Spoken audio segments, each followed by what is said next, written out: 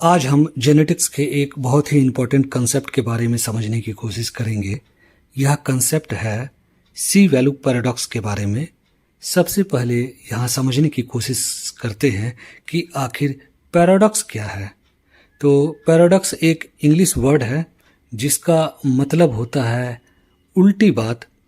अब यह उल्टी बात क्या है? तो कोई एक वर्ड है, उसकी कुछ एक मीनिंग निकल रहा है और रियलिटी में वह मीनिंग के अपोजिट कोई सेंस दे रहा है। तो ऐसे कंडीशन में हम बोलते हैं कि ये एक पैराडॉक्स सिचुएशन बन गया है। फॉर एग्जाम्पल, उदाहरण के लिए यदि आप हिंदी में एक मुहावरा लेते हैं जहाँ पर कई बार बोला जाता है आँख के अंधे नाम नयन सुख, यानी किसी इंसान का नाम नयन या नयन सुख है और वह देख नहीं सकता है, वह अंधा है।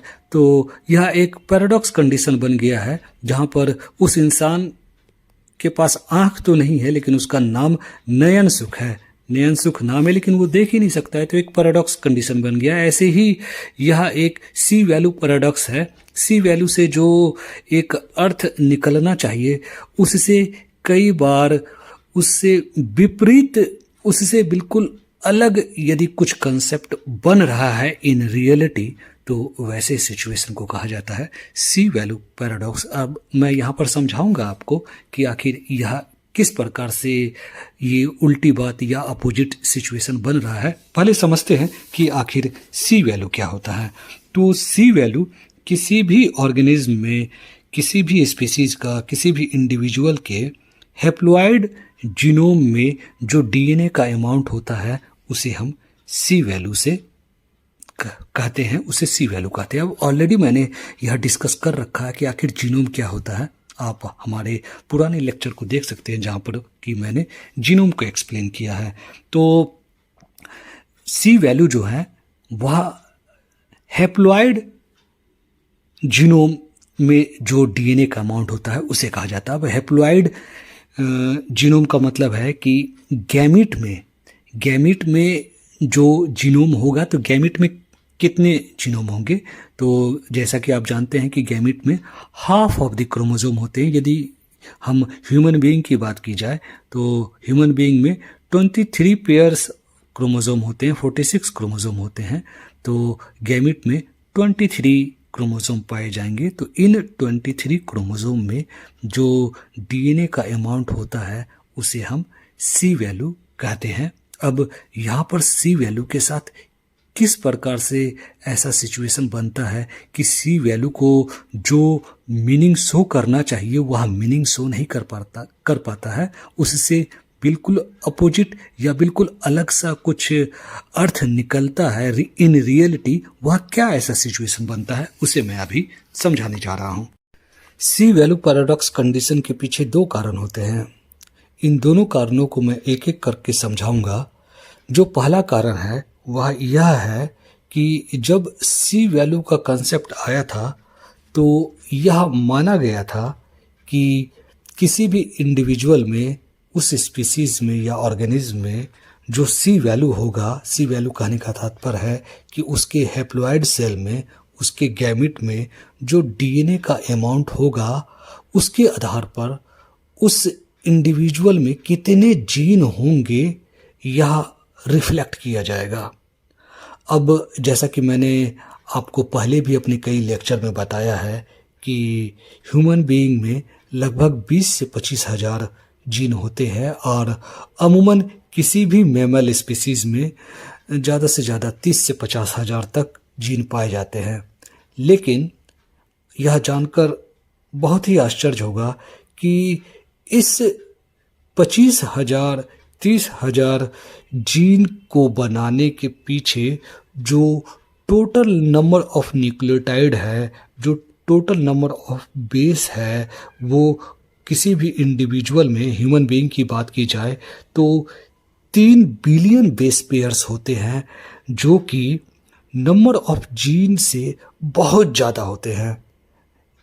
3 बिलियन बेसेस, 3 बिलियन न्यूक्लियोटाइड एक बहुत बड़ी संख्या होती है, जो कि मैंने ऑलरेडी एक्सप्लेन किया था जीनोम के लेक्चर में कि इस इस टोटल बेस को पढ़ने में 1 सेंचुरी का टाइम लग जाएगा। यदि आप 24 आवर डेली एक बेस 1 सेकंड में रीड कर रहे हैं तो कंप्लीट रिसाइटेशन करने में आपको 100 साल का समय लग जाएगा। इतनी ज़्यादा यह संख्या है, और ये जो संख्या है सिर्फ 20 से 25 हजार जीन को बना रहे हैं। इसके लिए इतनी ज़्यादा संख्या में न्यूक्लियोटाइड की आवश्यकता नहीं होनी चाहिए।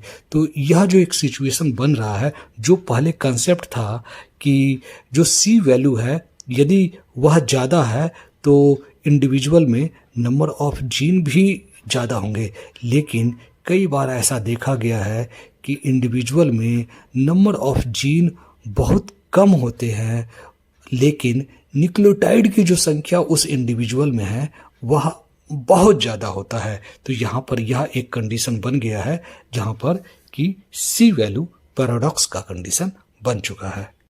बाद में साइंटिस्टों ने इस सी वैल्यू पैराडॉक्स का भी एक्सप्लेनेशन ढूंढा कि आखिर क्यों जीन की संख्या कम होती है लेकिन टोटल न्यूक्लियोटाइड जो है वह किसी भी इंडिविजुअल में बहुत ज़्यादा होते हैं। तो इसके एक्सप्लेनेशन के लिए कुछ कंसेप्ट बाद में आए, जिसमें यह बताया गया कि जनरली जीनोम्स में इंट्रॉन्स पाए जाते हैं। जीन के बीच में इंट्रॉन्स होते हैं, आप लोगों को मालूम होगा इंट्रॉन और एक्सॉन्स होते हैं। जो एक्सप्रेस होते हैं पार्ट उसे एक्सॉन कहा जाता है, और जो पार्ट डीएनए के एक्सप्रेस नहीं होते हैं उन्हें जनरली इंट्रॉन्स कहा जाता है। तो बाद में कहा गया कि जीनोम में बहुत ज़्यादा इंट्रॉन्स होते हैं, जिसकी वजह से नंबर ऑफ न्यूक्लियोटाइड जो होते हैं वो काफ़ी ज़्यादा होते हैं। इसके बाद दूसरा एक एक्सप्लेनेशन स्यूडोजीन का भी आया। तो स्यूडोजीन के जो स्ट्रक्चर होते हैं वो बिल्कुल जीन के तरीके से ही होते हैं, लेकिन वो फंक्शनल नहीं होते हैं, उसके एक्सप्रेशंस नहीं आते हैं। इसे मैं बाद में किसी चैप्टर में स्यूडोजीन को, आखिर स्यूडोजीन किस प्रकार से बनते हैं, इसे मैं बाद में एक्सप्लेन करने की कोशिश करूँगा। इसके अलावा जीनोम के अंदर एक ही जीन के कई सारे मल्टीपल कॉपीज़ होती हैं, जिसकी वजह से भी total number of nucleotide individual में या ऑर्गेनिज्म में जो होता है वो काफ़ी ज़्यादा हो जाते हैं। इसके अलावा रिपीटेटिव डीएनए बनते हैं जीनोम्स के अंदर, जो कि मैं आपको अलग से लेक्चर बनाकर मैं इसे एक्सप्लेन करने की कोशिश करूँगा। टेंडम रिपीट्स और इस तरीके के रिपीट्स बनते हैं जीनोम के अंदर, जो कि नंबर ऑफ टोटल न्यूक्लियोटाइड को बहुत ज़्यादा बढ़ा देते हैं। सी वैल्यू पैराडॉक्स के पीछे जो दूसरा कारण है वह यह है कि जो साइंटिस्ट थे वह यह मानकर चलते थे कि जो भी इंडिविजुअल या स्पीसीज या ऑर्गेनिज्म प्रिमिटिव होंगे, जो इवोल्यूशन में पहले आए हैं, जो सिंपल तरीके के ऑर्गेनिज्म होंगे, उनमें जो सी वैल्यू है, जो अमाउंट ऑफ डीएनए उनके हैप्लॉइड सेल में है, गैमिट में है, वह कम होगा, और जो डेवलप्ड स्पीसीज है उनमें सी वैल्यू जो है वो ज़्यादा होगा। लेकिन बाद में ऐसा देखा गया कि कुछ एक जो सिंपल ऑर्गेनिज्म है, सिंपल स्पीसीज है, जो कि इवोल्यूशन में पहले आए थे, लेकिन उनके अंदर जो टोटल अमाउंट ऑफ डीएनए है, उनका जो सी वैल्यू है वो कॉम्प्लिकेटेड स्पीसीज से बहुत ज़्यादा है। तो यह जो पहले कंसेप्ट माना गया था कि जो प्रिमिटिव स्पीसीज होंगे उनमें कम डीएनए होंगे, उनमें सी वैल्यू कम होगा, यह बात गलत हो गया। और जो डेवलप्ड स्पीसीज थे, ऐसा देखा गया कि उनमें डीएनए का अमाउंट कम है और प्रिमिटिव स्पीसीज में डीएनए का अमाउंट ज़्यादा है उनसे। तो यह भी एक कारण है जिसकी वजह से यह टर्म सी वैल्यू पैराडॉक्स एग्जिस्टेंस में आया। और जनरली इस सिचुएशन से कई सारे क्वेश्चन कॉम्पिटिटिव एग्जाम्स में आते हैं, और कई बार स्टूडेंट को यहाँ पर दिक्कतें आती है। तो इस वजह से मैंने इसे आज समझाने का कोशिश किया।